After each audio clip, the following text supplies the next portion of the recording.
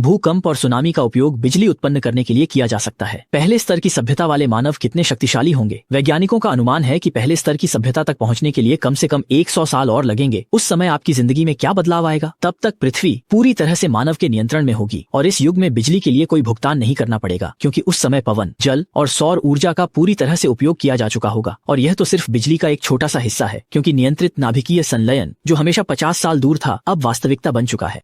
इसका मतलब है कि मानवता के पास लगभग अनंत ऊर्जा है। बिजली प्राप्त करना हवा प्राप्त करने जितना आसान हो जाएगा और हवा में सांस लेने के लिए कोई शुल्क नहीं देना पड़ेगा। इस समय मानव की तकनीक पृथ्वी के जलवायु को अपनी इच्छानुसार नियंत्रित कर सकती है, जैसे सूखे क्षेत्रों में बारिश लाना, तूफान और सुनामी की पूर्व सूचना देना और इनका उपयोग ऊर्जा में बदलने के लिए करना। अंतरिक्ष अन्वेषण तेजी से विकसित होने लगेगा और सौर मंडल के सभी ग्रह मानवता के संसाधन आधार बन जाएंगे। कई उच्च मूल्य वाले संसाधनों से भरे छोटे ग्रहों को पकड़ लिया गया और मानवता लगभग अनंत संसाधनों और ऊर्जा के युग में प्रवेश कर गई। और कृत्रिम बुद्धिमत्ता और रोबोट ने 94% से अधिक कामों को संभाल लिया है। लेकिन आपको इस बात की चिंता करने की जरूरत नहीं है कि बिना काम के कैसे जिएं, क्योंकि इस समय धन का वितरण समान हो गया है और हर कोई मानवता की तकनीकी उपलब्धियों का आनंद ले सकता है। आप कभी भी एक ऐसी यात्रा पर जा सकते हैं जो बिना किसी योजना के हो।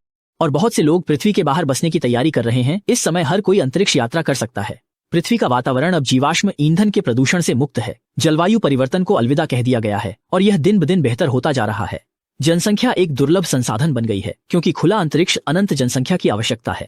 जीव विज्ञान की प्रगति ने मानव जीवन काल को काफी बढ़ा दिया है। 90% बीमारियों का उन्मूलन हो चुका है और नए जन्मे बच्चों को परफेक्ट जीन दिए गए हैं। वे मस्तिष्क यंत्र इंटरफेस के माध्यम से तेजी से ज्ञान सीख सकते हैं और हर कोई प्रतिभाशाली बन सकता है।